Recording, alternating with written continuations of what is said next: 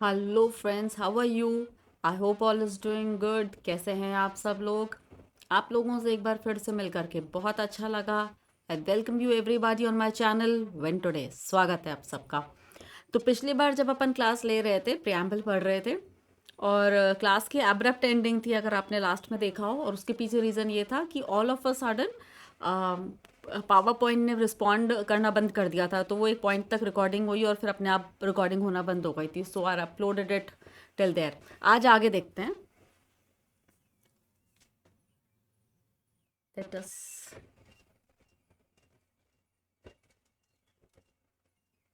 आज आगे चालू करते हैं।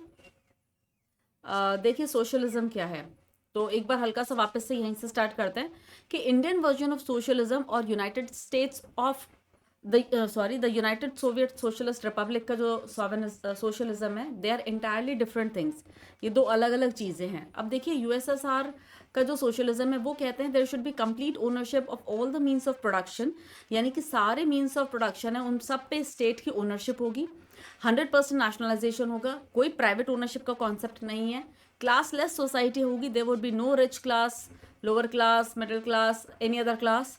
कोई टू रिमूव इनइक्वालिटीज़, इनका जो एम है वो है इनइक्वालिटी को ख़त्म करना। ठीक है। हमारा वर्जन ऑफ जो सोशलिज्म है, we have our own brand of socialism, ऐसा मैडम इंदिरा गांधी कहती हैं कि हमारा अपना एक ब्रांड है, हम किसी और के ब्रांड की कॉपी नहीं है। Indian socialism does not involve just nationalisation और नेशनलिज्म। हम लोग एक मिक्स्ड इकोनॉमी में बिलीव करते हैं। मिक्स्ड इकोनॉमी का मतलब होता है दैट वी बिलीव इन को existence of the public and the private sector. और प्राइवेट सेक्टर के होने का जो रीज़न है वो ये है कि प्राइवेट सेक्टर में एंटरप्रेन्योरशिप होता है। प्राइवेट सेक्टर में एंटरप्रेन्योरशिप होता है, इसीलिए वहाँ पे इनोवेशन जो होता है उसका स्कोप ज़्यादा होता है और इसीलिए यहाँ से जॉब्स क्रिएट होती है, यहाँ से डेवलपमेंट होता है। तो हमने प्राइवेट सेक्टर को भी इसीलिए रखा था कि जॉब्स क्रिएट हो, डेवलपमेंट हो। तो हमारे यहाँ पे पब्लिक सेक्टर प्राइवेट सेक्टर को एग्जिस्ट करते हैं और इस तरह की इकोनॉमी को अपन कहते हैं मिक्स्ड इकोनॉमी। ठीक है। यहाँ पे क्लासेस एग्जिस्ट करते हैं, यहाँ पे अंबानीज भी हैं और यहाँ पे बिलो पॉवर्टी लाइन पीपल भी हैं जिनको 2 टाइम का खाना नहीं मिलता है। So we have classes, we have a very elite class, we have very rich class, we have middle class, we have lower middle class, we have upper middle class, then we have poor and we have very poor also. ठीक है। तो हमारे यहाँ पे classes हैं। ठीक है। लेकिन हमारी जो सरकार है, our government, it works to remove inequality. तो वी क्लासेस एग्जिस्ट, ये बात सही है, बट द गवर्नमेंट का काम क्या है कि वो इनइक्वालिटी को रिमूव करे।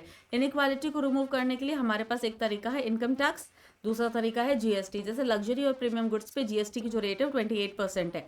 ठीक है। 18%, 28% है, लेकिन जो बेसिक गुड्स है उस पर 5% की रेट लगती है। जैसे अनप्रोसेस्ड फूड प्रोडक्ट्स है उन पर 5% की रेट है। लेकिन आप एसी खरीदने जाएंगे, सिगरेट खरीदेंगे, तो एसी पर 18% लगेगा आई थिंक, जहाँ तक है। और बाकी ये जो सिन गुड्स हैं उस पर 28% है, सिगरेट के ऊपर अलग रेट है। तो हम इस तरह से इनइक्वालिटीज़ को रिमूव करने की कोशिश करते हैं।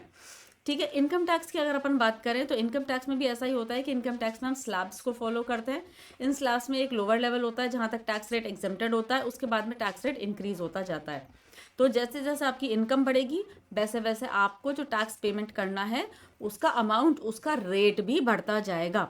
ठीक है। इससे हम क्या करेंगे, हम रिच जो लोग हैं हम उनसे पैसा कलेक्ट करेंगे और उस पैसे को चैनलाइज करेंगे पुअर पर, कि इनको इंफ्रास्ट्रक्चर देंगे, इनको पब्लिक डिस्ट्रीब्यूशन सिस्टम से फूड देंगे, इनको अपन क्लॉथिंग देंगे, इनको अपन लैपटॉप बांटेंगे, इनको अपन साइकिल बांटेंगे, बच्चों को पढ़ाई लिखाई करवाएंगे। तो ये सारा काम कहाँ से होएगा, ये लोग जो टैक्स देंगे उससे होएगा। ठीक है।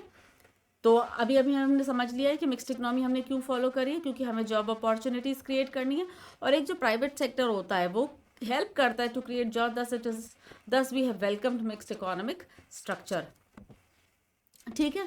दूसरा, इंडिया का सोशलिज्म और यूएसएसआर का जो सोशलिज्म है, दे आर एंटायरली डिफरेंट।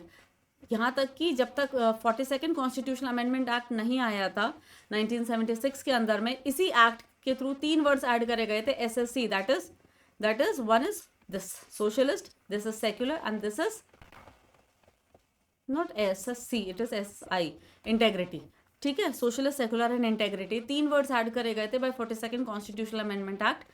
और कॉन्स्टिट्यूशन ऑफ इंडिया जो है हमारा पहले से भी सोशलिस्ट ही था। ऐसा नहीं है कि आपने है ना इसे इसमें सोशलिस्ट वर्ड ऐड करा, उसके बाद में हम सोशलिज्म को फॉलो करने लगे हैं। उससे पहले हमारे यहाँ तो बहुत इनकम डिस्ट्रीब्यूशन को प्रमोट किया करते थे, यहाँ बहुत ज़्यादा इंडस्ट्रीज को प्रमोट किया करते थे, यहाँ हम एक कैपिटलिस्ट नेशन थे, ऐसा कुछ नहीं था।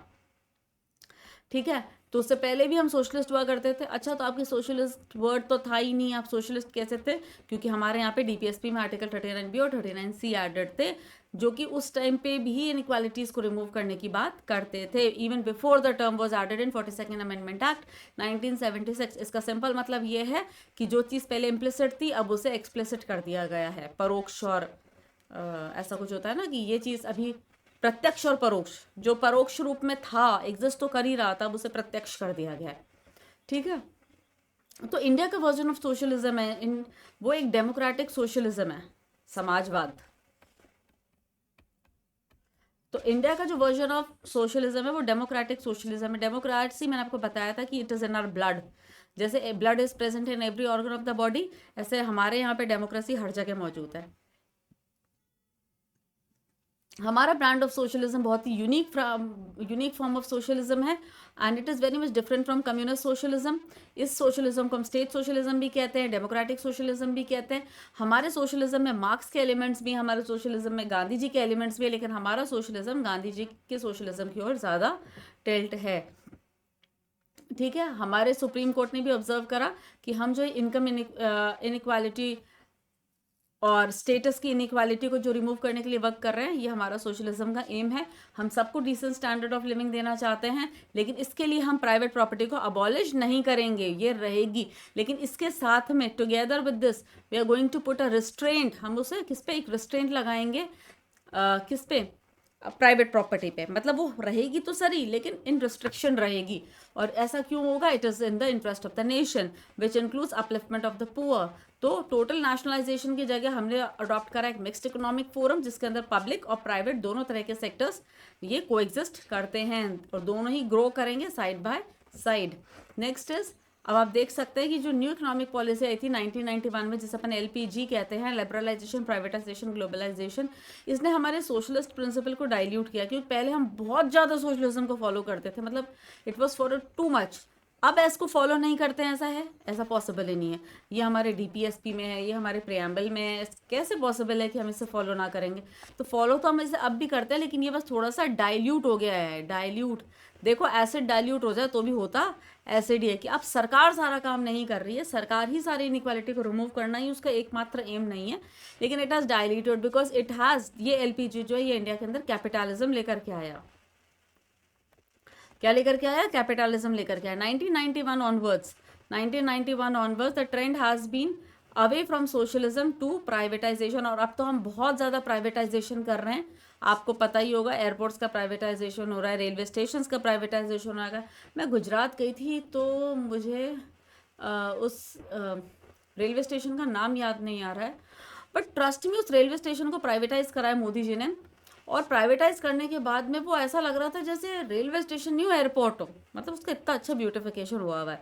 तो now what is the trend is moving away from socialisation and towards privatisation. Okay, next is socialist. So what is socialist? अभी जो अपन पढ़ रहे हैं वही है, सेम, ये तो सेम ही रिपीट हो गया। Next is secular. अब सेक्युलर की अगर अपन बात करते हो तो सेक्युलर का मतलब क्या होता है? सेक्युलर का मतलब होता है धर्मनिरपेक्ष। I hope I have written it right, धर्मनिरपेक्ष। ठीक है, तो अब सेक्युलरिज्म दो तरीके का होता है, एक वेस्टर्न सेक्युलरिज्म है, एक इंडियन सेक्युलरिज्म है। वेस्टर्न वर्जन ऑफ सेक्युलरिज्म कहता है स्टेट को नहीं पता कि रिलीजन क्या चीज़ है, I don't know what is religion, मेरे को कोई लेना देना ही नहीं है रिलीजन से।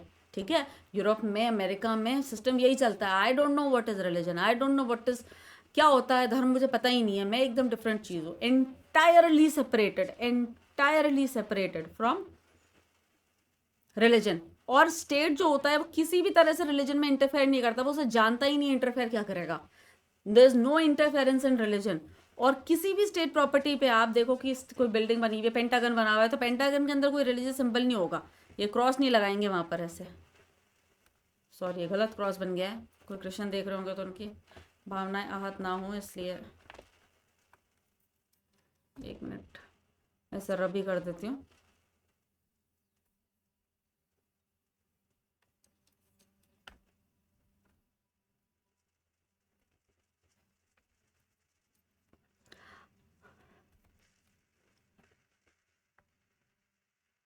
सिंपल सा क्रॉस बना देते हैं अपन तो, ऐसे वाला है ना। तो इस तरह का कोई क्रॉस व्रॉस वहाँ पर नहीं होगा, ठीक है। तो वहाँ पे वो लोग ऐसा कोई रिलीजियस सिंबल नहीं लगाते। इंडिया के अंदर क्या है, इंडिया में ऐसा नहीं है कि हम रिलीजन को जानते ही नहीं है, लेकिन हाँ हमारा कोई रिलीजन नहीं है। हमें पता तो है कि हिंदूज हैं, हमें पता है कि मुस्लिम्स हैं, हमें पता है कि सिख्स हैं, हमें पता है कि क्रिश्चियनिटी है, हमें पता है कि जोरास्ट्रिज्म है, हमें पता है कि पारसी रिलीजन है, लेकिन हम इनमें से किसी भी रिलीजन को फॉलो नहीं करते। हमारे स्टेट का कोई ऑफिशियल रिलीजन नहीं है, स्टेट का कोई भी ऑफिशियल रिलीजन नहीं है। State has no one official religion, it does not favour and it is not against any religion. किसी एक रिलीजन को फेवर करना, एक के को नहीं करना, कोई डिस्क्रिमिनेशन हम लोग नहीं करते हैं, ठीक है ना। हम सभी को इक्वली सपोर्ट करते हैं और हमारे लिए सब बराबर हैं, हमारे लिए सब बराबर। आप देखो इसके अंदर में भी हमारी डेमोक्रेसी है कि हमने रिलीजन को जनता से एकदम अकेला करके नहीं छोड़ दिया। अगर किसी हज यात्री को सब्सिडी चाहिए तो हमने वो सब्सिडीज दी हैं, अगर अमरनाथ यात्रा के लिए सब्सिडी दी है तो हमने हिंदुओं को भी वो सब्सिडीज दी हैं, ठीक है। तो हम ये काम करते आए हैं, हम किस सबके लिए बराबर हैं। स्टेट और रिलीजन यहाँ पे एकदम अलग अलग नहीं है, दे आर कनेक्टेड, ठीक है। हम माइनॉरिटी रिलीजियस इंस्टीट्यूशंस को फंडिंग भी देते हैं, जैसे कि हमने हज यात्रा मुसलमानों के लिए, अमरनाथ यात्रा हिंदूज़ के लिए, करतारपुर साहिब कॉरिडोर जाने के लिए सिखों को, इस तरह से हम फंड्स देते रहते हैं। और ये सेक्युलरिज्म हमारे बेसिक स्ट्रक्चर का पार्ट है, सोशलिज्म भी है और सेक्युलरिज्म भी, दोनों है, ठीक है। Right to freedom of religion, हम right to freedom of religion देते हैं। आपका जो मन आए आप उस रिलीजन को फॉलो करो, आपका जो मन आए आप उस रिलीजन में करो, आपको उसको प्रमोट करना है, आपको उसको प्रैक्टिस करना है, आपको उसको प्रीच करना है, आप उसके लिए फ्री हो, लेकिन आप फोर्स्ड कन्वर्जन नहीं करा सकते। ये अपन बहुत डिटेल में फंडामेंटल राइट्स में पढ़ेंगे। आप इसका फोर्स्ड कन्वर्जन नहीं करा सकते। यहाँ पर जब प्रियम्बल के पॉइंट ऑफ व्यू से सेकुलरिज्म समझना हो तो इतना समझ लो कि इसका हमारे इंडियन वर्जन ऑफ सेकुलरिज्म का मतलब ये है कि हमारा जो स्टेट है वो रिलीजन से कनेक्टेड तो है, लेकिन वो किसी एक रिलीजन को फेवर नहीं करता, किसी एक रिलीजन के अगेंस्ट नहीं है, और इसका खुद का अपना कोई रिलीजन नहीं है। हम सभी को इक्वली फंडिंग करते हैं, सभी धर्म के लोगों को इक्वली सपोर्ट करते हैं, और ये हमारा बेसिक स्ट्रक्चर का पार्ट है, ठीक है। Right to freedom of religion ये हमने सबको दिया हुआ है, सब सिटीजन्स को नहीं, सबको। जो यहाँ पर आएगा आप अपने अपने धर्मों का पालन खूब अच्छे से करो, जैसा आपका मन करे वैसा करो। इसके बारे में हमने फंडामेंटल राइट्स आर्टिकल 25 to 28 में दिया हुआ है। बेसिक स्ट्रक्चर डॉक्ट्राइन का पार्ट है ये, और ये प्रियम्बल में भी मेंशन्ड है, क्योंकि अभी हम प्रियम्बल ही पढ़ रहे हैं, अगर आप भूल गए हो तो कि हम क्या पढ़ रहे हैं ठीक है। So all the citizen are equal in the eyes of law. भाई सब हमारे लिए बराबर है, कानून की आंखों में सब बराबर है कि नहीं है, है ही, सब कानून की आंखों में बराबर है। तो आर्टिकल 14, आर्टिकल 15, आर्टिकल 27 ये सब क्या इक्वालिटी वाले आर्टिकल्स हैं। 14, 15, 27 ये अपना रिलीजन वाला आर्टिकल है। ये सब क्या करते हैं, ये सेक्युलर नेचर को स्टैब्लिश करते हैं। Article 15 is very specific instruction to the state that it shall not discriminate among the citizens on the basis of religion, race, caste, sex और place of birth. Affirmative action is allowed but only on the grounds, but not on the grounds of religion only. मतलब आप religion के basis पे affirmative action नहीं कर सकते। अगर कोई गरीब है तो उसे सब्सिडी दे दो, लेकिन कोई हिंदू है उसे एक्स्ट्रा 100 रुपये इसलिए दिए जाएंगे, ऐसा नहीं, ठीक है ना। टमाटर अभी भले 200 रुपये किलो हो रहे हों, टमाटर 200 रुपये किलो, तो उसको ऐसा नहीं हो सकता कि ठीक है हिंदुओं को है ना फ्री में टमाटर दिए जाएंगे या उनको 50 रुपये किलो ही दिए जाएंगे, और मुसलमानों को नहीं दिए जाएंगे, या मुसलमानों को 50 रुपये किलो में दिए जाएंगे और क्रिश्चियंस को नहीं दिए जाएंगे, उनको तो वही 200 रुपये किलो में ही देना पड़ेगा, ऐसा नहीं होता। तो एफर्मेटिव एक्शन किया जा सकता है, 50 रुपये किलो में टमाटर दे सकते हो, लेकिन उसका बेसिस रिलीजन नहीं होगा। उसका बेसिस हो सकता है कि पॉवर्टी हो, उसका बेसिस हो सकता है कि कोई स्पेशली एबल्ड हो, इसलिए आप उनके साथ में कुछ भेदभाव कर रहे हो, वो सब ठीक है। लेकिन religion alone can not be any basis for any affirmative action, ठीक है। ये डिस्क्रिमिनेशन अलाउड ही नहीं है, कॉन्स्टिट्यूशनली इनवैलिड है ये, ठीक है। Then religion is subordinate to the state, very important. पुराने ज़माने में कहते थे राजा धर्म से शासन करता है ना। अब राजा जो है वो धर्म से शासन नहीं करता, अब राजा कॉन्स्टिट्यूशन से शासन करता है। और स्टेट और रिलीजन में अगर कोई सुप्रीम है तो वो रिलीजन नहीं है, वो स्टेट है, ठीक है। और रिलीजन जो है वो सबॉर्डिनेटेड, स्टेट ऊपर रहेगा, उसके नीचे रिलीजन रहेगा। क्योंकि किस रिलीजन को ऊपर करोगे, क्रिश्चियनिटी को ऊपर करोगे, इस्लाम को ऊपर करोगे, हिंदुइज्म को ऊपर करोगे, किससे ऊपर करोगे। तो ये सब नहीं करते हुए हमने माना स्टेट ऊपर। अलाउद्दीन खिलजी करते थे ये काम, स्टेट को धर्म से एकदम अलग रख करके फैसला करना अपने जीवन में, है ना। तो ये हमारा स्टेट करता है, this is a basic structure doctrine. इसका मतलब ये बिल्कुल नहीं है कि स्टेट रिलीजियस अफेयर में इंटरफेयर नहीं कर सकता, वो बिल्कुल कर सकता है, बिल्कुल कर सकता है। It can interfere, it can interfere, याद रखना। Can state interfere in religion? Yes it can, yes it can, लेकिन उसका पर्पस सिर्फ सोशल रिफॉर्म होना चाहिए, ठीक है। अब जैसे मान लीजिए कोई रिलीजन है, वो फोर्स्ड कन्वर्जन कर रहे हैं या फिर वो रेडिकलाइजेशन ऑफ पीपल कर रहे हैं ना, रेडिकलाइजेशन कर रहे हैं, फोर्स्ड कन्वर्जन कर रहे हैं, ठीक है। In that case yes it is possible that state will come into picture and say that this is wrong, state में come into picture and say this is wrong। आप किसी भी नाम पे ये नहीं कह सकते कि रेडिकलाइज कर दो आप यूथ को कि चलो मार दो, काट दो, पीट दो, दिस इज नॉट पॉसिबल, ना राम के नाम पे ना रहीम के नाम पे, ठीक है ना। मजहब नहीं सिखाता आपस में बैर करना, ये तो हमने पता नहीं क्या डेवलप कर दिया है फालतू का, कि हमारा धर्म ये सिखाता है, हमारा धर्म वो सिखाता है, धर्म की रक्षा हम करेंगे। धर्म की रक्षा हम क्या करेंगे? आपको अपने धर्म की रक्षा करनी है, बस अपना धर्म निभाओ यार, दिल से उसको निभाओ। और आपका धर्म कहीं ना कहीं पीस फैलाना तो है ही, है ना। ये युद्ध करना मुझे तो नहीं समझ में आता, किसी को मार देना, मॉब लिंचिंग, काऊ को लेकर के मॉब लिंचिंग, मतलब गायों का रक्षण तो हमें करना ही चाहिए ना। लेकिन कई बार क्या होता है, मॉब लिंचिंग का सबसे बड़ा जो ड्रॉबैक है ना, आप उसे समझो, वो ये है कि निर्दोष आदमी भी मारा जाता है उसमें, क्योंकि भीड़ को तो कुछ पता नहीं होता ना। एक आदमी आता है, मान लीजिए वो पॉलिटिकली मोटिवेटेड है, उसको तो पैसा मिला है, अब उसने आकर के है ना पूरी भीड़ के सामने, गांव के सामने चिल्लाना चालू करा, या कोई भी यूथ के सामने, यूथ तो वैसे ही गर्म खून होता है, तो आपने यूथ के सामने चिल्लाना चालू करा, उसने ऐसा कर दिया और उसने वैसा कर दिया। देखो मैक्सिमम लोग आपकी तरह से यूपीएससी की तैयारी तो कर नहीं रहे हैं। इनफैक्ट जो लोग यूपीएससी, आरपीएससी, स्टेट पीसीएस की तैयारी कर रहे हैं, उनको भी इतना ज्ञान नहीं है, आप मान के चलो इस बात को। एक विवेक होता है ना, विजडम, उसकी तो कमी है ही, इसमें तो कोई शक नहीं है। आप लोग इतना पढ़ लिख लेते हैं तब जा करके आपको वो विजडम आता है, हमारे इतना पढ़ते लिखते नहीं है लोग बाग, साइंस वालों को तो पता भी नहीं होता ये सब चीज़ें क्या होती हैं। आप समझ रहे हैं मेरी बात को? तो ये सब कुछ है ना। तो अपने को, चलिए not going into that matter, आगे चलते हैं। तो अपना सेक्युलरिज्म हो चुका है, next is democracy. What is democracy? Democracy का मतलब होता है डेमोस एंड क्रेटिया, ठीक है। डेमोस मतलब people, kratia means rule, that is the rule of people. Rule of people is known as democracy.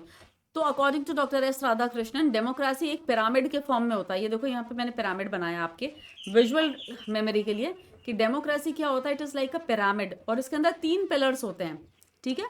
इसका जो बेस होता है वो होता है social democracy, the base is in social democracy. उसके ऊपर होता है इकोनॉमिक डेमोक्रेसी, और उसके ऊपर होता है पॉलिटिकल डेमोक्रेसी, ठीक है। तो सोशल डेमोक्रेसी होता है, it is the widest. Economic democracy होता है वो उसके ऊपर, मतलब सोशल डेमोक्रेसी जब तक नहीं आएगी तब तक इकोनॉमिक डेमोक्रेसी नहीं आएगी, जब तक इकोनॉमिक डेमोक्रेसी नहीं आएगी तब तक पॉलिटिकल डेमोक्रेसी नहीं आएगी, और ओवरऑल डेमोक्रेसी तब तक स्टैब्लिश नहीं होगी जब तक we establish democracy right from the base, ठीक है। So basically there are 3 pillars of democracy, the social democracy, the economic democracy and the political democracy. And who gave this? Doctor S Radhakrishnan gave this, ठीक है। What is social democracy? Social democracy says that there shall be no discrimination. Please किसी के साथ में discriminate मत करो on the basis of religion, race, caste, sex, place of birth, language. Do not discriminate, है ना। Next is equality. सब लोग बराबर हैं. Everybody is equal. Next, prerequisite forms base of economic plus political democracy. The prerequisite, what is this is the prerequisite, social democracy is the prerequisite। जब तक आपके समाज में भाईचारा नहीं है, आपके तो सोसाइटी में ही डेमोक्रेसी नहीं है, जब तक ये नहीं होगा तब तक, मतलब society at the base level, until there is no democracy, ठीक है, तब तक आगे डेमोक्रेसी नहीं आएगी, तब तक इकोनॉमिक डेमोक्रेसी पॉसिबल ही नहीं है, तब तक पॉलिटिकल डेमोक्रेसी पॉसिबल ही नहीं है। आप समझ रहे हैं? उसी तरह से आप इकोनॉमिक डेमोक्रेसी के बारे में सोचिए, इकोनॉमिक डेमोक्रेसी पॉलिटिकल डेमोक्रेसी का बेस है। अब आप देखो, अफगानिस्तान का मैंने एग्जाम्पल दिया है, देखिए यहाँ पे एग्जाम्पल अफगानिस्तान है ना। अफगानिस्तान जो है, इट लैक्स इकोनॉमिक डेमोक्रेसी, वहाँ पे इकोनॉमिक डेमोक्रेसी है ही नहीं, हर इंसान हर काम नहीं कर सकता, इकोनॉमिकली फ्री नहीं है ये लोग, और इसीलिए उनकी पॉलिटिकल डेमोक्रेसी भी नहीं है। हम कितनी भी कोशिश करें डायरेक्टली पॉलिटिकल डेमोक्रेसी को लेकर आने की, लेकिन आपको लगता है बिना इकोनॉमिक और सोशल डेमोक्रेसी की पॉलिटिकल डेमोक्रेसी आ सकती है? Myanmar is the example, there Pakistan is the example, बार बार वहाँ पे मिलिट्री रूल आ जाता है, म्यांमार में है ना, सरकार को उखाड़ के फेंक दिया पूरा का पूरा मिलिट्री ने, जुंटा ने। अब आप फील करो, अफगानिस्तान के अंदर ऐसा हो रहा है, वेस्टर्न वर्ल्ड में कई जगह अपने है ना, जो इस्लामिक कंट्रीज है वहाँ पे कई जगह अपन ने ऐसा होते हुए देखा है। ऐसा क्यों होता है? इसका पीछे कारण ये है कि उनके वहाँ पे सोशल डेमोक्रेसी नहीं है, जनता के पास ही पावर नहीं है। पहले तो वहाँ पे मेल फीमेल का डिस्क्रिमिनेशन आपको इतना, हमारा कॉन्स्टिट्यूशन गजब है, आप मान के चलो, हमारा कॉन्स्टिट्यूशन हमें एक डेवलप्ड नेशन बनाने के लिए बहुत बहुत सक्षम है। आज हम जो डेवलपिंग है, डेवलपिंग से हम अपर डेवलपिंग हो रही है, हमें डेवलप्ड बना सकता है। इसके आइडियल्स को अगर हम ईमानदारी से फॉलो करें तो हम एक दिन सुपर पावर बन सकते हैं, इसमें कोई शक नहीं है। लेकिन आप इन लोगों का सोचो, अफगानिस्तान जो अपने बस धर्म को ही आज तक इनको ये नहीं समझ में आ रहा कि धर्म के आगे भी बढ़ो, कुछ काम भी करो, कुछ जॉब्स भी क्रिएट करो, कुछ मैन्युफैक्चरिंग भी करो। इनको बस रूल चाहिए, भले ही वो गोली बारूद बंदूकों के दम पे हो, भले ही लोग मर जाएं, तुम डर के हमारे नीचे रहो, लेकिन तुम हमारे नीचे रहो। आप समझ रहे हो? आई डोंट अंडरस्टैंड कि इस तरह के रूल में भी क्या मजा है। मजा तो तब है ना जब आपका देश बहुत प्रॉस्परस है, आपके देश में बहुत सारे इंडस्ट्रियलिस्ट हैं, अंबानीज हैं, और अंबानीज जब मोदी से हाथ मिलाए तो मजा है। आपके देश में तो अंबानी है ही नहीं। मतलब आप रूल भी कर रहे हो तो किस पे कर रहे हो? मतलब सोचो तो सही एक बार। तो social democracy is a must. जब सोशल डेमोक्रेसी होगी, जब जनता को लगेगा कि नहीं, हम खुश हैं, हम हमारा काम हमारे हिसाब से कर सकते हैं और हम सब बराबर हैं, एक भाईचारे वाली फीलिंग है, जब उनको ये इनसिक्योरिटी खत्म हो जाएगी ना कि वो मुझे दबा देगा, वो मुझे कुचल देगा, तब इंसान सोचता है एक कदम आगे की। मैस्लो की नीड हायरार्की भी तो ऐसे ही कहती है। तो हम जब सोशल डेमोक्रेसी अटेन कर लेंगे तब हम सोचेंगे पैसा ज़्यादा कमाने की। अब हम सोचेंगे ठीक है, हम इंडस्ट्रीज़ लगाएं। तो पहले हमारे यहाँ पे कॉटेज इंडस्ट्रीज़ हुआ करती थी, फिर हमने थोड़ा उसको लूम्स में कन्वर्ट करा, हैंडलूम्स आए, फिर हैंडलूम से पावर लूम आए, पावर लूम के बड़ी बड़ी इंडस्ट्रीज़ भी बनने लग गई। आज की तारीख में हमारे यहाँ पे टाटाज हैं, बिरलाज हैं, अंबानीज हैं, हमारे यहाँ पे बहुत बड़े बड़े सर्विस सेक्टर्स हैं, हमारा बैंकिंग इंडस्ट्री बहुत डेवलप्ड है, हमारा इंश्योरेंस सेक्टर बहुत डेवलप्ड है। तो हमारे यहाँ पे इकोनॉमिक डेमोक्रेसी है। अब देखो, क्रांति कौन करता है? क्रांति वो करता है जिसके पास मार्क्स यही तो कहते थे कि दुनिया भर के मजदूरों आप लोग एक हो जाओ, यूनाइट। क्यों? क्योंकि आपके पास खोने के लिए कुछ नहीं है। क्या है तुम्हारे पास खोने के लिए? तुम वैसे कीड़े मकोड़ों की जिंदगी जी रहे हो। लेकिन अब तुम्हारे को इकोनॉमिक डेमोक्रेसी मिल गई, तुम लोग वर्क कर रहे हो, तुम रिसर्च कर रहे हो, इनोवेट कर रहे हो। और जब तुम इतना इनोवेट कर रहे हो और तुम्हारे को इकोनॉमिक डेमोक्रेसी मिल गई, अब तुम्हारे पास खोने को बहुत कुछ है। तो ना तो तुम किसी तरह का दंगा फसाद एक्सपेक्ट करोगे। आप सोचो, कोविड में सबसे ज़्यादा जो नुकसान हुआ है ना, वो इन इंडस्ट्रियलिस्ट को ही हुआ है, स्पेशली जो मैन्युफैक्चरर्स हैं, जो बंद हो गया सब कुछ, कंजम्पशन ही नहीं है सर्विस सेक्टर वालों को। तो इकोनॉमिक डेमोक्रेसी जब होगी तो पॉलिटिकल डेमोक्रेसी अपने आप आएगी, क्योंकि हम चाहेंगे कि हमारे ऊपर एक ऐसा सशक्त नेता हो, हमारे ऊपर एक सशक्त राजा हो, एक ऐसा राजा हो जो कि नीचे का जो सिस्टम है उसको पूरा मैनेज कर ले, और कोई भी लड़ाई झगड़ा दंगा फसाद और उत्पात, रिवोल्ट, रेवोल्यूशन, किसी भी तरह का कॉन्फ्लिक्ट ना होने दे। समझ रहे हैं? तो ये होता है डेमोक्रेसी का model. Direct political democracy achieve करने वाले आज तक उसके लिए लड़े रहे हैं। तो दिस इज द हायरार्की। और ये किसने बोली? डॉक्टर एस राधाकृष्णन ने। डेमोक्रेसी का मतलब क्या होता है मैंने आपको बता दिया, it is the rule of the people. Indian democracy means the power is possessed by the people. हमारे यहाँ पे भी power is with the people. Democracy दो तरीके की होती है, देखिए, एक होती है डायरेक्ट डेमोक्रेसी, एक होती है इनडायरेक्ट डेमोक्रेसी। डायरेक्ट डेमोक्रेसी क्या होती है? देखिए, डायरेक्ट डेमोक्रेसी का मतलब होता है कि जनता डायरेक्ट वोट कर रही है और वोट करके उसी के वोट से है ना बिल पास हो रहे हैं, उसी के वोट से सारे काम हो रहे हैं, उसी के वोट से है ना कोई लीडर अपॉइंट हो रहा है, उसी के वही नो कॉन्फिडेंस पास कर रहे हैं तो वो हट भी रहा है, रिकॉल जिसको अपन कहते हैं, तो वो रिकॉल भी कर पा रहे हैं किसी बिल को, किसी नेता को। इसको कहते हैं डायरेक्ट। इनडायरेक्ट डेमोक्रेसी का मतलब होता है, भैया मेरे को नहीं पता कि कौन सा बिल पास करना है नहीं करना है, मैंने तुमको वहां पे विधानसभा में, विधान परिषद में, लोकसभा में, राज्यसभा में भेज दिया, अब आप जाइए अपना विवेक यूज कर लिए, कॉन्स्टिट्यूशनल कमिटीज बना लीजिए, पार्लियामेंट्री कमिटीज बना लीजिए, अब आप देखो कि बिल रहेगा कि नहीं रहेगा। अब राहुल गांधी को अगर, कांग्रेस को अगर नो कॉन्फिडेंस मोशन लेकर के आना है तो ये किसका विवेक है? ये इन लीडर्स का। इनको किसने भेजा है लोकसभा के अंदर में चुन करके? हमने भेजा है, हम जनता ने भेजा है, ठीक है। तो डायरेक्ट डेमोक्रेसी के अंदर पावर, पीपल जो होते हैं exercise supreme power. Direct democracy के 4 डिवाइसेस होते हैं, one is referendum, second is initiative, the third is recall and the fourth is plebiscite. इसको मैं एक्सप्लेन करूंगी अभी, ठीक है। इनडायरेक्ट डेमोक्रेसी मैंने आपको बोल दिया, it is the rule of the representatives, मतलब रूल बाय रिप्रेजेंटेटिव्स। इसमें कुछ रिप्रेजेंटेटिव्स होते हैं वो लेजिस्लेशन लेकर के आते हैं in the to form the government and make laws on behalf of the people. This form of indirect democracy जो होती है, this is again of two types, दो तरह की होती है, one is parliamentary and second is presidential. Parliamentary form of government जो होती है is one where the executive is responsible to the legislature for all its action. ये अपन पहले पढ़ चुके हैं कि what is parliamentary form of government, what is presidential form of government, मैंने एक्सप्लेन करा है बहुत डिटेल में, तो प्लीज़ बैक वीडियोज़ में जाइए, उसे वापस सुनिए। अपन टाइम वेस्ट नहीं करेंगे, अपन ऐसा करेंगे कि जल्दी से जल्दी कोर्स खत्म हो। Next is the features of Indian democracy. हमारी इंडियन डेमोक्रेसी की फीचर ये है कि हमारे यहाँ पे रेगुलर इलेक्शन होते हैं। एक बार जो राजा बन गया वो अनंत काल तक राजा नहीं रहने वाला है। रूल ऑफ लॉ को हम फॉलो करते हैं, मनमर्जी किसी राजा की किसी राजनेता की नहीं चलती है। जुडिशरी एकदम इंडिपेंडेंट है। अगर इन लोगों ने मनमर्जी करने की कोशिश करी भी तो जुडिशरी है जो हाथ में वो डंडा लेकर के ऑर्डर करेंगी, ऑर्डर। देन नो डिस्क्रिमिनेशन, कोई डिस्क्रिमिनेशन तो हम किसी में करते ही नहीं है ना, on the grounds of religion, race, caste, sex, place of birth, creed, कोई डिस्क्रिमिनेशन नहीं है, हम डेमोक्रेटिक, ठीक है। और हमारे यहाँ पे जो डेमोक्रेसी वो सिर्फ पॉलिटिकल डेमोक्रेसी नहीं है कि लीडर ही वो है, हम सोशल डेमोक्रेसी भी है हमारे यहाँ पे और इकोनॉमिक डेमोक्रेसी भी है। हम यहाँ पे लिबर्टी, इक्वालिटी, फ्रेटर्निटी जैसे प्रिंसिपल्स को फॉलो करते हैं। मतलब हर आदमी आज़ाद है, फ्री है, इक्वल है और सब भाईचारे से रहेंगे, इसको अपन कहते हैं सोशल डेमोक्रेसी। लिबर्टी, इक्वालिटी और फ्रेटर्निटी एक ट्रिनिटी है। मतलब ऐसा नहीं होता कि लिबर्टी तो रहेगी, फ्रीडम तो है तुमको, लेकिन बराबरी नहीं है, ठीक है। बराबरी तो है लेकिन भाईचारा नहीं है, आज़ादी नहीं है, ऐसा नहीं होता। ये तीनों ट्रिनिटी में वर्क करते हैं, एक दूसरे से इनको अलग नहीं किया जा सकता। डॉक्टर भीमराव अंबेडकर साहब ने बोला था, liberty can not be divorced from equality, equality can not be divorced from liberty. इनका डाइवोर्स हो ही नहीं सकता, ये अलग अलग नहीं हो सकते। Nor can liberty and equality be divorced from fraternity, ठीक है। विदाउट इक्वालिटी, बराबरी के बिना, liberty would produce the supremacy of the few. आपने इक्वालिटी तो नहीं दी लेकिन आपने सबको लिबर्टी दे दी, जो करना है करो, ठीक है। अब क्या होगा, जंगल राज आ जाएगा।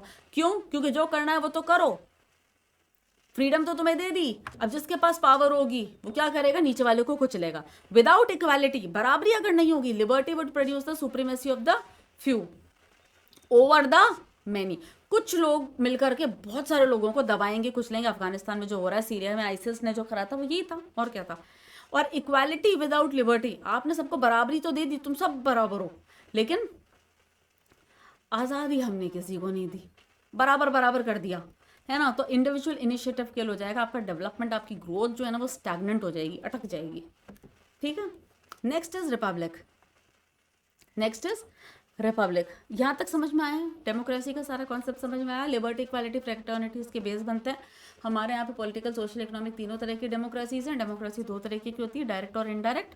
और डायरेक्ट डेमोक्रेसी के भी 4 टूल्स होते हैं, और जो अपन आगे देखेंगे। अब आगे देखते हैं रिपब्लिक की अगर बात करते हैं, रिपब्लिक का मतलब होता है कि हेड ऑफ द स्टेट जो होता है, the head of the state is elected. हमारे जो public officers and they are open to all and there will be no discrimination on any grounds, इसको अपन कहते हैं रिपब्लिक। हमारे यहाँ पे मोनार्की नहीं है, it is opposite of monarchy, ठीक है। मैडम जो हमारे यहाँ पे प्रेसिडेंट है, तो मैडम प्रेसिडेंट इस टाइम पे किसी वंशाणु का तुस्सा नहीं है, she is a tribal lady. It is opposite of monarchy, it is not that royal blood जिसको अपन कहते हैं ना, इनका रॉयल ब्लड है और ये बिल्कुल इनका खून ही शाही खून है।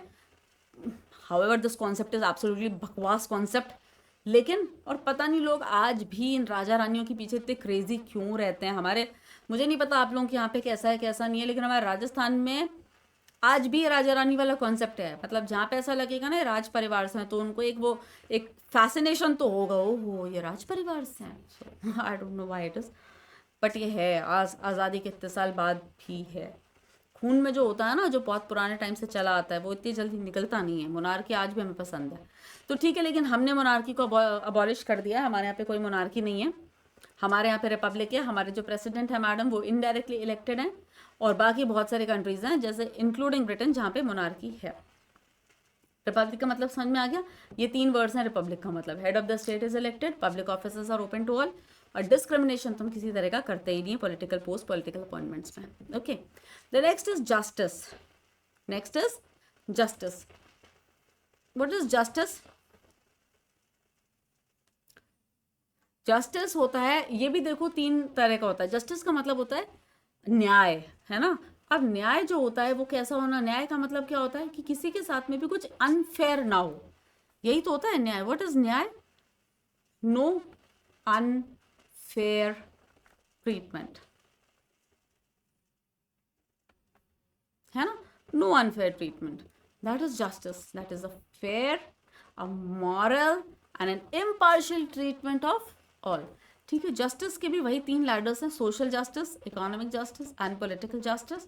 सोशल जस्टिस है वो सबसे ब्रॉड पिलर है, वाइडेस्ट है, और इकोनॉमिक और पॉलिटिकल जस्टिस का बेस है।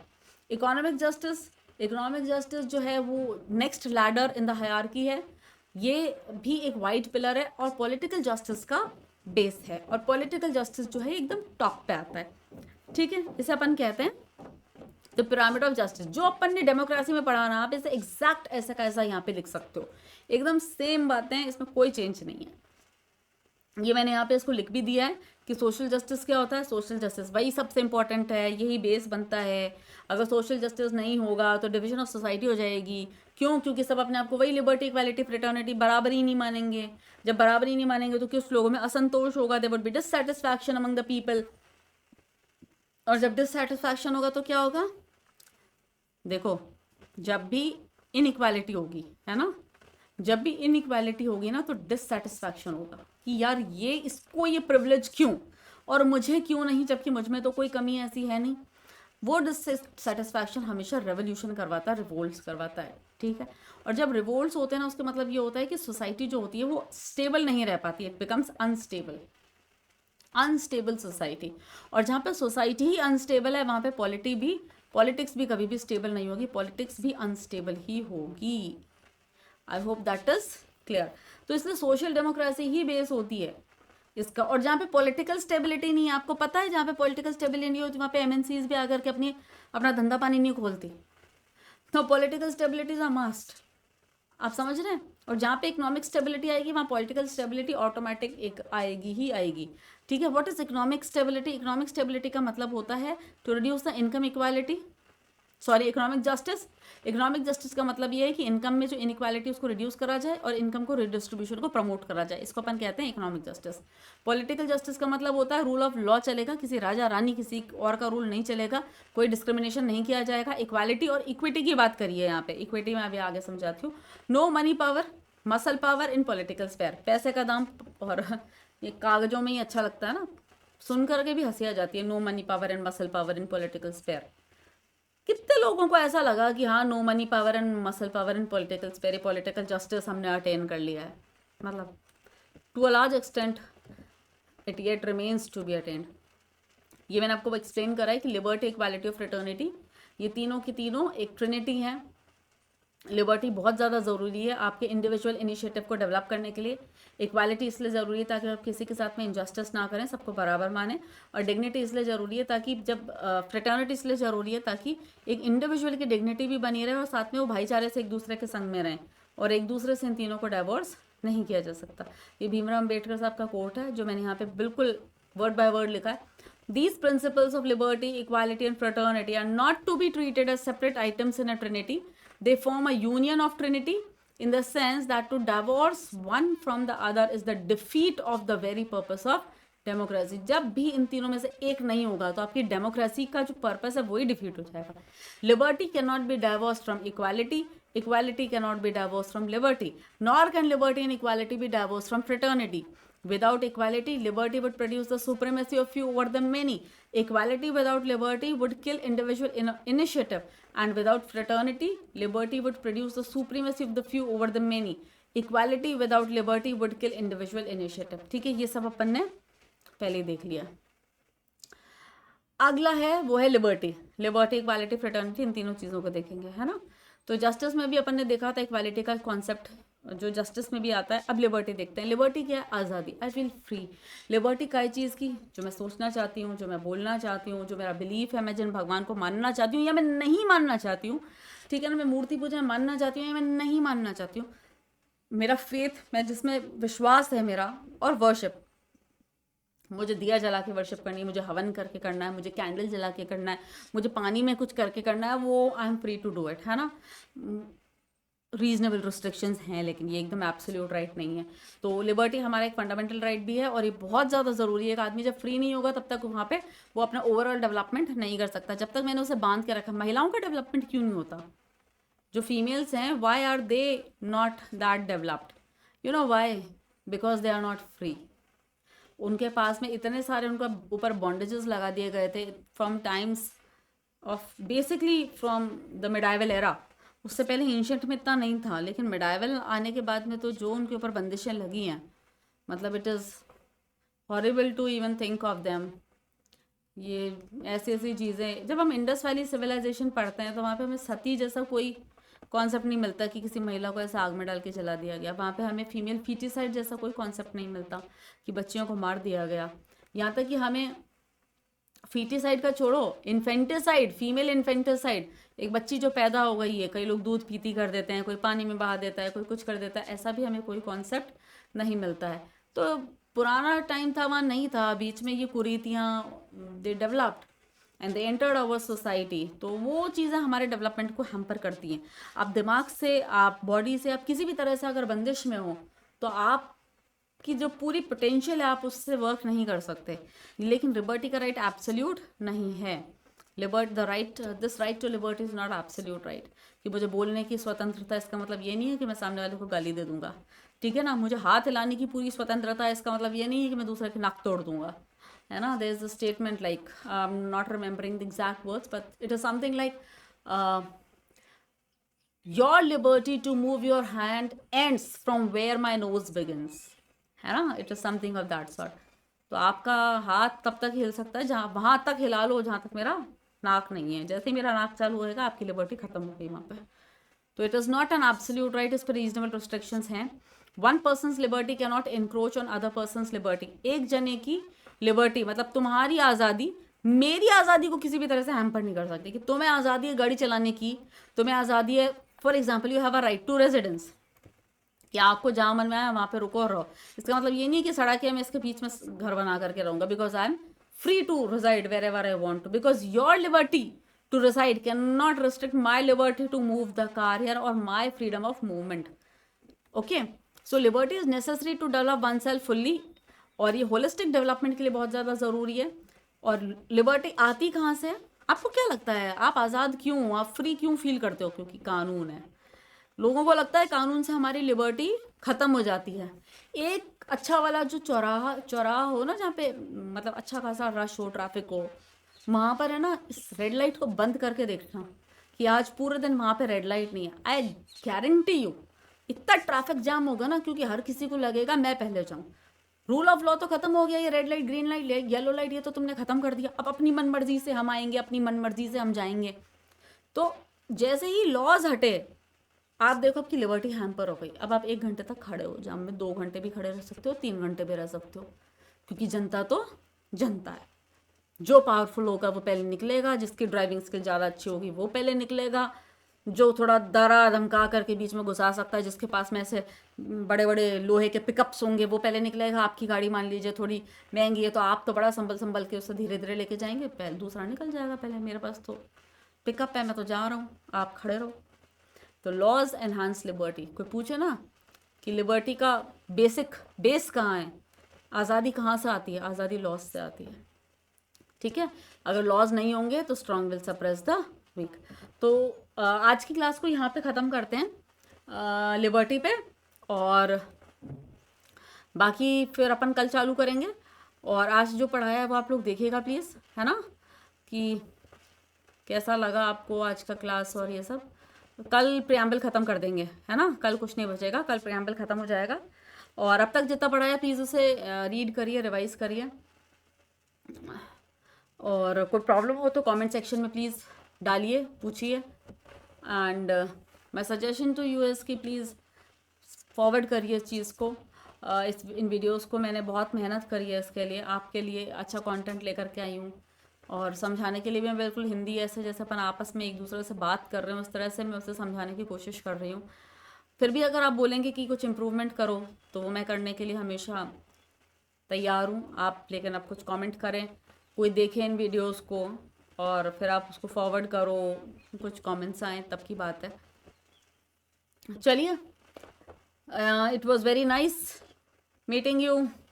Please like, share and subscribe Win Today channel for polity and I am getting current affairs also.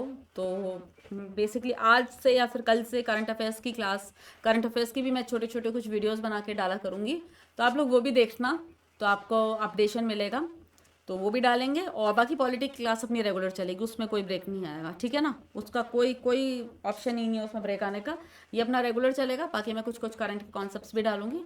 और ठीक है, सब्सक्राइब करिएगा प्लीज़ चैनल को, एक लाइक कर दीजिए, हार्डली 1 सेकेंड लगता है, प्लीज़ कर दीजिए, प्लीज़ कर दीजिए उसे लाइक, प्लीज़ कर दीजिए सब्सक्राइब, प्लीज़ इसे शेयर करिए 1-2 लोगों से, और अपने आसपास में कम से कम 2-4 लोगों से लाइक करवाइए, सब्सक्राइब कराइए, दैट इज़ माई रिक्वेस्ट। और कंटेंट और कॉन्सेप्ट में कोई अगर आपको इम्प्रूवमेंट चाहिए तो please mention it in the comment section, and I will read it and I will surely work on it, okay. So ठीक है जी, thank you very much for being with me. जय हिंद।